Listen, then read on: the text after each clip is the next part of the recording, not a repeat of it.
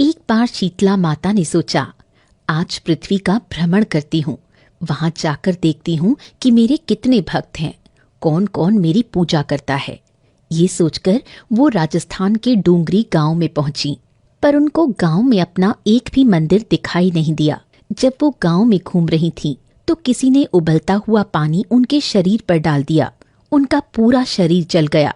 शरीर में बड़े बड़े फफोले हो गए और जबरदस्त जलन होने लगी। वो पीड़ा से छटपटाती हुई इधर उधर भागने लगी। सहायता के लिए लोगों को बुलाने लगी, पर कोई नहीं आया। थोड़ा आगे जाने पर एक कुम्हारिन बैठी दिखाई दी। वो मिट्टी के बर्तन बना रही थी। उसने बुढ़िया माँ को दर्द से कराहते सुना। उसने देखा कि उनका पूरा शरीर फफोलों से भरा हुआ है। वो जलन सहन नहीं कर पा रही थी। उसे उन पर दया आ गई। उसने माई को बुलाकर बैठाया और एक बर्तन में ठंडा पानी भरकर उनके शरीर पर डाल दिया। जलन थोड़ी कम हुई तो उसने बूढ़ी माँ को रात का बचा हुआ राबड़ी और दही खाने को दिया। उसे खाकर शरीर को ठंडक मिली। फिर बुढ़िया ने कुम्हारिन से अपने सिर से जुएं निकालने को कहा। कुम्हारिन जब जुएं निकालने लगी तो उसने देखा कि बुढ़िया के सिर के पीछे की तरफ भी एक और नेत्र है।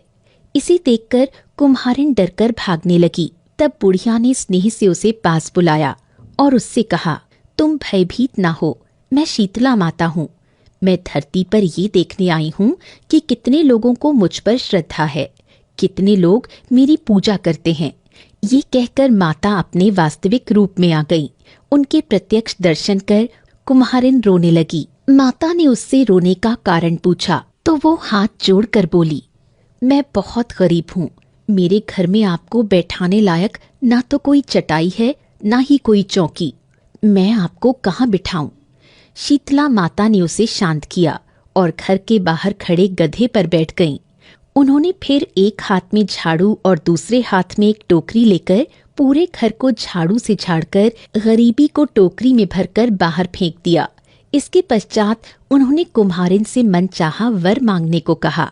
कुम्हारिन ने कहा, माता, आप अब से इसी गांव में स्थापित हो जाएं।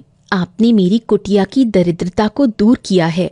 यहाँ के प्रत्येक गांववासी भी आज से फागुन मास की अष्टमी को भक्ति भाव से आपकी पूजा सेवा करें, आपको ठंडा पानी और बासी भोजन का भोग लगाएं।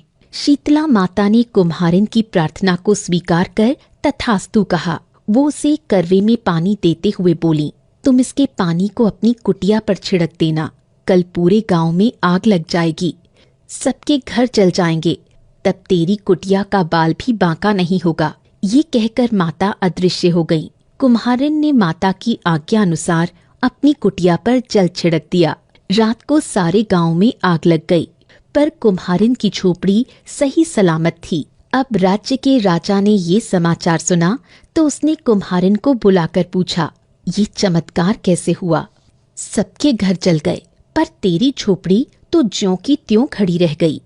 कुम्हारिन ने हाथ जोड़कर शीतला माता की कहानी सुना दी और बोली, शीतला माता की कृपा से उसका घर बच गया।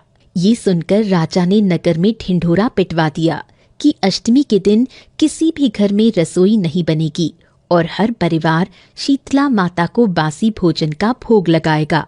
तब से आज तक राजस्थान में कई परिवारों में इस दिन चूल्हा नहीं जलता। लोग बासी भोजन का माता को भोग लगाकर बासी भोजन ही खाते हैं।